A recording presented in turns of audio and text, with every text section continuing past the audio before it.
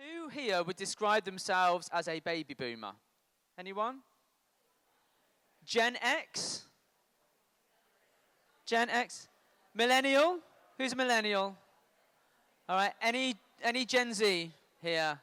Yes, a few. Yes, quite a few actually. Quite a few. All right. Well, that was just a bit of research. We'll create some kind of graphic or something after that. Maybe some correlation between who likes lentils and who's in which group, who dies in what other way. I wonder why we need labels. Really, I'm not quite sure.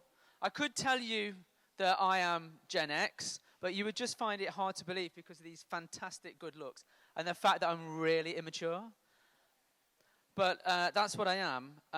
My kids call me, and some of you will have heard this before, my kids call me like a boomer, because that's like a proper like term of offence, isn't it? Or sometimes a full bag of cringe. Yeah, it's good, isn't it? It's good. Good, feel free to use that. So I just airdrop them videos of me doing TikTok dances and stuff like that, just so they've got that reference. You know, it's important for them to know that I can embarrass them. Who here has kids that are classed as Gen Z? Yeah, so we've got some with kids. Yeah. I mean, whether you've got kids that are Gen Z or whether you are Gen Z or whether Gen Z is in your audience, you know, Gen Z is quite often a maligned group of people. And I don't really understand why, because... Yes? Yes, exactly. Save the questions. I'm just doing the intro, Teresa. Yes. Well, look, whether you've got kids in Gen Z, whether you are Gen Z, or whether they're in your audience, this is your current market or your potential future market. So we do need to understand who we are marketing to, who our future audiences are. So I'm really pleased to welcome our next speaker, really, who's going to help us understand a little bit about this demographic, in inverted commas. So, from Imagine Insights, a company that is really helping organizations understand Gen Z, I'd love to welcome to the stage Jay Richards.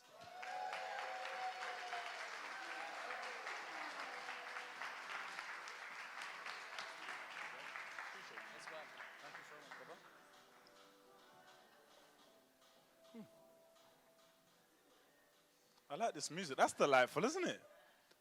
I like that my head's moving. That's so wonderful. Are we clicking? I'm clicking. You're going to have to jump on that. I appreciate you, bro. Thank you so much. I like the laser, though. You should definitely not let me have a laser, guys. Hey, everybody. My name's Jay Richards.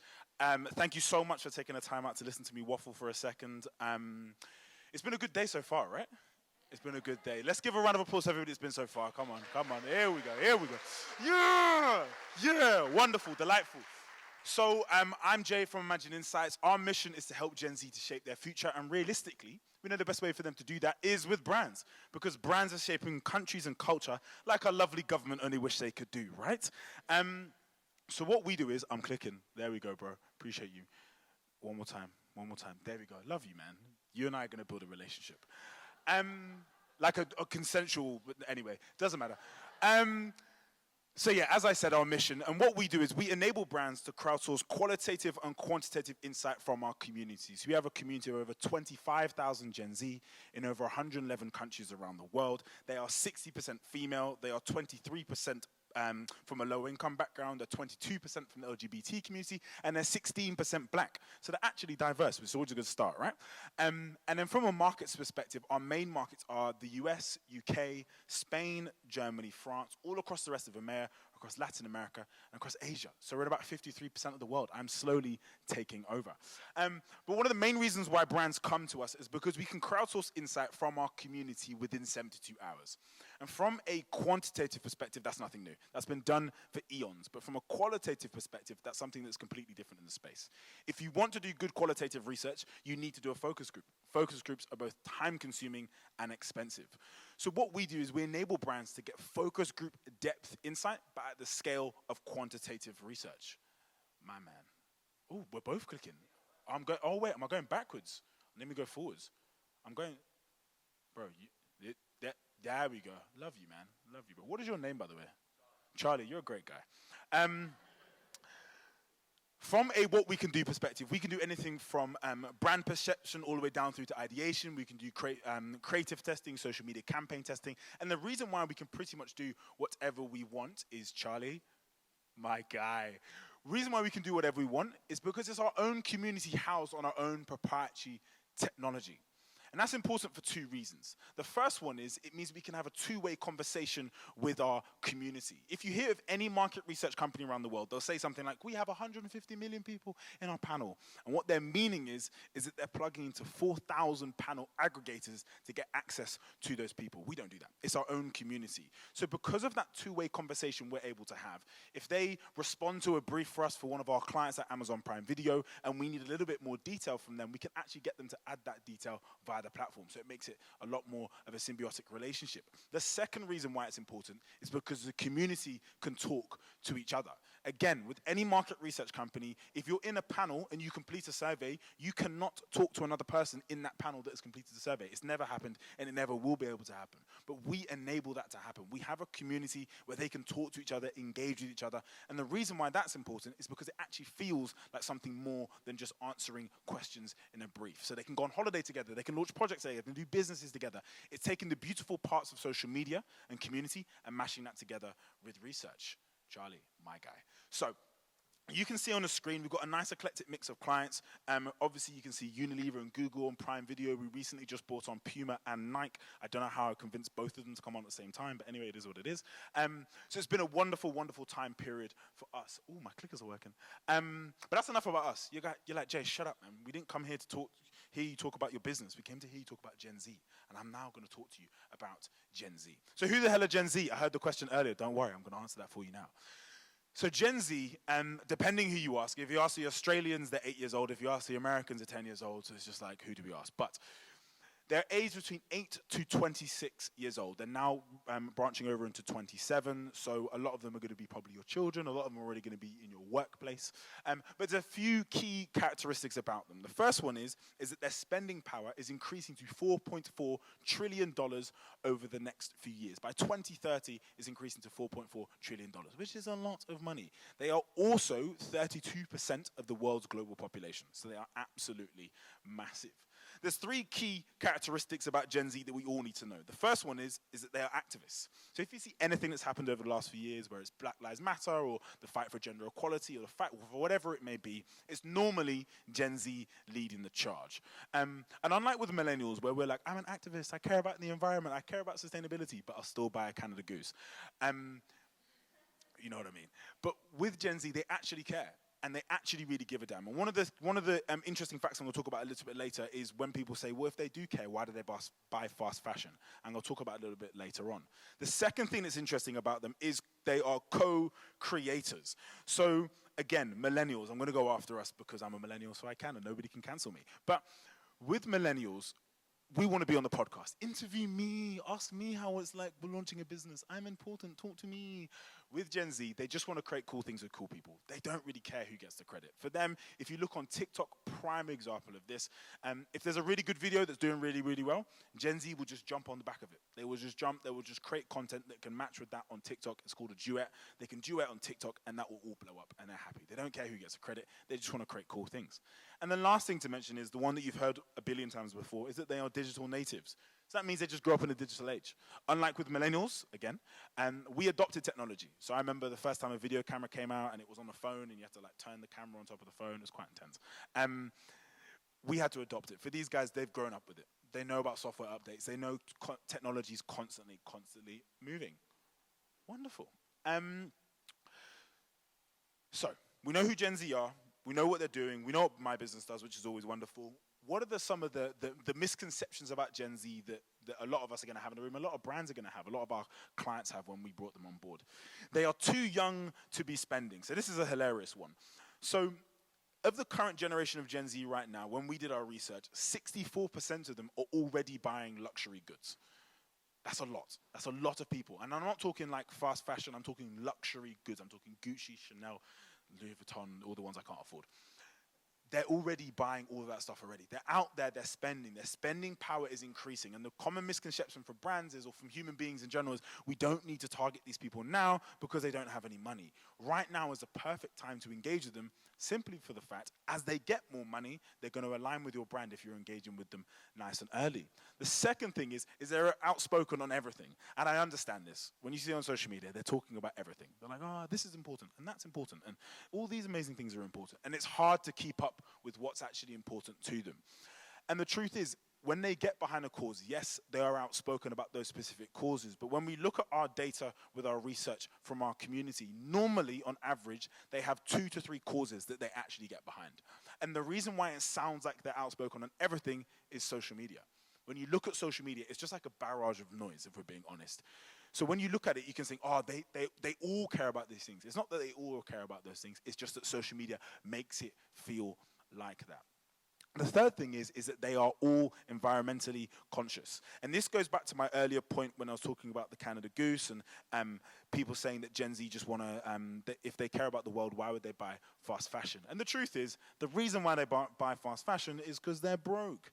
If they weren't broke, they would be paying for brands that they actually aligned with their values. But what's going to happen is, over the next decade, and you can quote me on this, over the next decade, their spending power is going to increase, and what's going to happen is those fast fashion brands with the Gen Z demographic are going to completely disappear.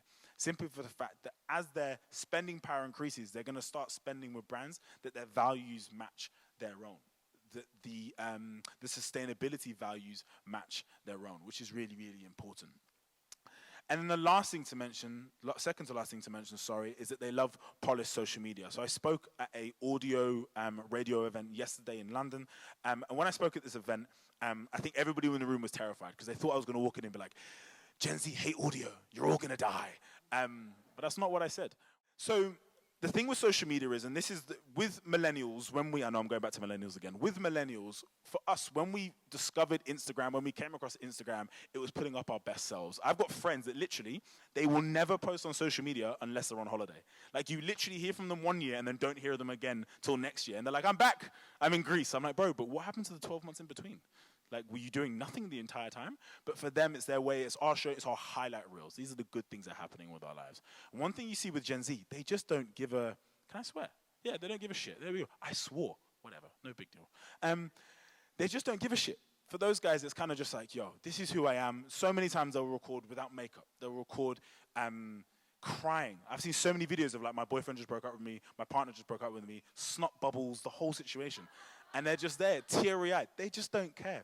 They just want to share their actual real selves. So they don't love polished social media. And the key thing about this is, as a brand, if you're trying to engage this demographic, you can just be normal. Just be yourself. They want to see what Julie in HR is doing on a Wednesday and what she's eating for her lunch. That's what they care about. They don't really care about all the other crap that you think that they care about. They want to see what's happening to Dexter, who is working in the factory making the handbags. That's the stuff that they really care about. They don't want polished social media. They want the real rawness. And then the last thing is, they can easily be grouped as one demographic.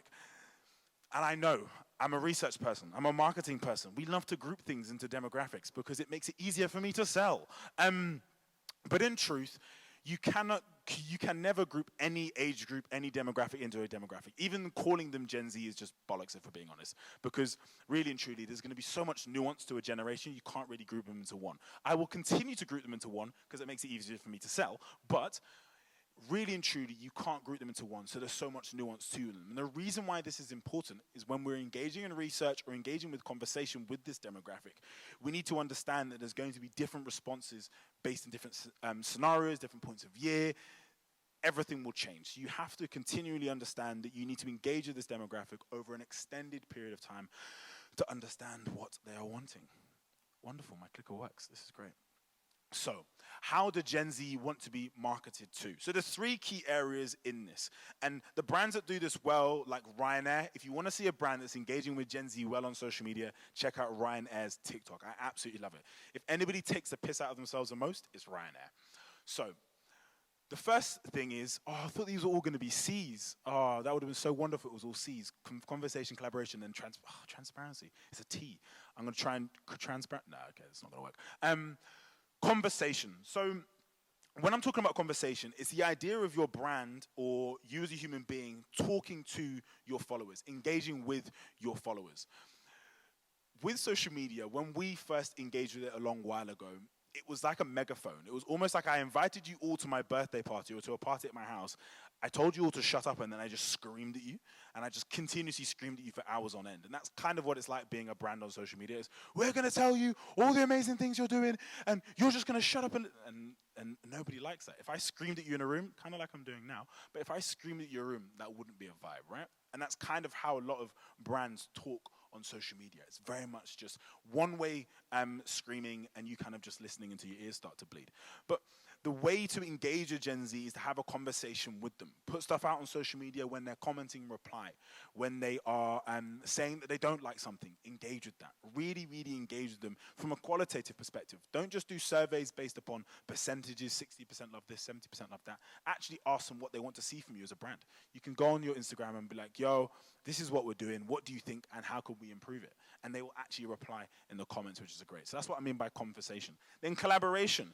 Always a big key one. How can you engage with this demographic and actually get them to work with you on what you're doing or what you are building? You can actually enable them to get fully involved. And we all know what collaboration means. So I'm not going to deep dive into it too much. But really and truly, it's allowing them to actually add value to what you are doing. But also asking them who you should be collaborating with. Because they know your brand. If they're following you or they're engaging with you, they will know how to do that best. And you say, hey, who are you listening to? Because I guarantee you, the influencers, quote unquote, that I would say that my company should engage with are not the ones that Gen Z will say. Because I'm 32 and I don't really know what I'm doing when it comes to that kind of stuff. But with these guys, they do. So we engage with them and ask them who they think we should collaborate with. And then the last one is transparency. So historically, PR 101 is don't admit you've done something wrong until it's really, really last minute and there's nothing you can do and you can't deny it because it's in the press. Let's not do that. Let's not do that, guys. So transparency is just being honest. Hey, we dropped the ball. We fucked up. We're sorry. This is what we're going to do over the next 1 year, 2 years, 3 years, decade to actually improve. And that's what transparency is about. It's about understanding that we are human beings running a business. We're not just people screaming with a microphone into an echo chamber. We're human beings that are running a business, whether it be PepsiCo, Prime Video, whoever it may be. We are human beings running these companies, and we actually want to admit when we've done things wrong, done things wrong, and then actually improve, which is great. Oh, man, Charlie, my guy. I didn't even need to click it. It's almost like you knew what I wanted to do. So Stitch, this is a brand that's really, really doing well. So Stitch is an anime clothing brand based in London. What does that mean? Nobody knows. But Stitch is an anime... Jay, you should know these things. Shut up, guys. Stop bullying me. So Stitch is an anime clothing brand based in London. So they're a prime example of a Gen Z brand. So the first thing is that they're community first, and this is one of my favorite stories. So basically, when I was speaking earlier about conversation via social media, with Stitch, what they do is they will regularly, on their social media, post out to their community and be like, hey, this is a new pair of jeans that we're looking to launch. What do you guys think we should do with them? How should we cut the hem? What should we do with the base? What should we do with the pockets? And people will regularly reply within their comments on their TikTok, telling them what to do with their next launches, telling them where in the country they should be doing these next launches. The way they engage their brand with their community, is absolutely wild. And the reason why you can tell it's working, when they did a pop-up event in Soho in London, you literally had hundreds of kids queuing up for 48 hours, 2 days, to get access to this clothing. This brand's been out less than 2 years. 48 hours. These kids were not washing, they were not eating, they were literally sat in this queue for 48 hours with their tents. That is so intense. All I kept thinking when I saw it, I was like, my back. My back's hurting even thinking about that. That's how now I'm in my 30s, when my back hurts about the thought of doing something. 48 hours that they were queuing up outside, waiting for this drop to happen. And the craziest thing that was happening was they waited 48 hours, the doors opened, they rushed in, they bought what they needed to buy, then they came out, stepped out of the door, and sold it for 3 times the price to somebody else waiting on the street. What is going on? This is chaos. This is absolute chaos. I couldn't believe it when I was watching these videos of these kids just being like, yo, I bought this for 150 quid and I'm selling it for 450, 500 pounds right outside the store. It's madness. I say it's madness, but literally the other day I did this for a pair of trainers. Whatever, don't judge me. These trainers, I think they were £120 inside, and I was like, I cannot be bothered to queue, and I paid this kid 300 quid for his trainers. I was like, yo, bro, I've got the money right now. I will Monzo to you right now if you give me the trainers. He's like, yes. I was like, you're a legend. So it sounds crazy, but we do it. The second thing is they lean into hype culture without being cheesy. That people are like, what is hype culture? So hype culture, prime example of hype culture is a brand called Supreme. I don't know if anybody's heard of Supreme. Back in the day, they were cool, and then they were bought out by a private equity firm, so they're less cool now because nobody likes PE firms. So hype culture is very much where it's like the hype train. It's very much where you're looking at a product, you're looking at a service, something that's really, really interesting, and everybody's getting around it because of that community part was done properly. So when you do the community part properly, then you actually get hype culture around your brand. So people turn up for 48 hours beforehand. But the thing that Stitch does well, they do it without being cheesy. So for these guys, it's going, okay, you know what, we're doing a pop-up, we're doing it in this location, but we're not making it like, oh, you have to be a special type of person to come, or they're like, yo, whoever you are, just come and buy your stuff and work with us, which is great. And then the last thing is they aren't afraid to live in the niche. And this is an interesting one because historically we've been told you need to be general. You need to be a generalist. You need to go out there and just sell everything to everybody. That's not the way to do it, specifically with this demographic. Actually, I would say with consumers in general. Leaning into the niche is a really, really good idea. Going, actually, you know what?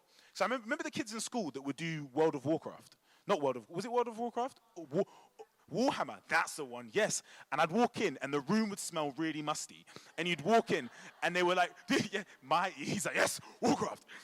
And you'd walk in, and they're playing with these things, and they're like, this one was £300. I'm like, what the hell? Where did you get £300 for this tiny figurine? But those guys really, really leaned into their niche, and they were like, this is what we do. And the funny thing is now, those niches live on the internet. So you can now find your people that also love Warhammer, and you can connect with them globally, and you don't feel like so much of a nerd, because there's hundreds of thousands of you that love Warhammer. I'm not one of those people, but they are literally everywhere. And look, there's one in the room right now. Guys. Jokes. Love you, bro. Great beard. And that's the best thing about brands that do it really, really well. They lean into that niche. They go, we know you really love Warhammer, so we're going to find the Reddits, we're going to find the Discord channels. These are all platforms, by the way. People are like, Reddit, Discord? So Reddit, Discord, Network, all of these platforms, they go in there, and then they find their niches, and they deep dive into that. And that's the key thing. That's what a good, smaller brand can do well. You find your niche, you find your people that truly love your brand, love your company, love what you do, and you lean into that. You ignore all the noise, you ignore the need to be the next Nike, and you just go, you know what, actually, I'm just going to lean into my niche, find the people that love Warcraft, find the people that love Stitch, lean into that, and engage with them on a regular basis. I'm 10 minutes under time. Mate, I'm so impressed. That's one. Okay, no one else impressed? Wonderful, great, fine. But really and truly, if you're going to sum up all of this in one way, is that you can't really package up a demographic into specific segments. All of the things I've said, you can take, but also take them with caveats. Understand that you can't really categorize an entire generation, and the best way to understand the different pockets is to actually engage with them. If you don't engage with them and you trust these different studies that Nielsen and Kantar and all these companies do, if you just trust in those studies to do your market research, you're not going to actually get good research. You're not going to get good data. And if I'm being honest, your company is not going to grow with this demographic. But if you engage with this demographic, and obviously if you want to do it quickly, you can do it via companies like ours, but if you want to engage with this demographic, you can do it via social media. You can do it yourself. You can do it on Instagram. You can do it on TikTok. You can do it on Twitter, Discord, Reddit. You can engage with them and ask them questions and allow them to talk back to you. And the last thing I would say is remain humble with it. Because a lot of the time when we do research, and I know Thierry spoke about this earlier, we kind of trying to get the research to fit what we want to do. And I have clients do this all the time. They're like, Jay, I want to do this. Can you find me some data that proves that I'm right? And I'm like, well, I can do, but I don't know if that's the way I should do it. If you want to do the research, and then whatever it tells you to do, humbly listen to it and go, hey, you know what, maybe my bias was wrong. Maybe the way I'm doing this was wrong. And actually say to yourself, actually, let me listen to the research. Let me listen to what Gen Z is saying. It actually might be beneficial for yourself. So that's me done. If you want to connect with me on anything, I'm Jay Richards on LinkedIn, social media, all that kind of stuff. Imagine Insights is the company. And that's it. I've got to shoot straight to London after this, so I apologize, but because I've got another meeting to get to. But I love you guys. Appreciate it for your time. Thank you very much. Have a wonderful afternoon.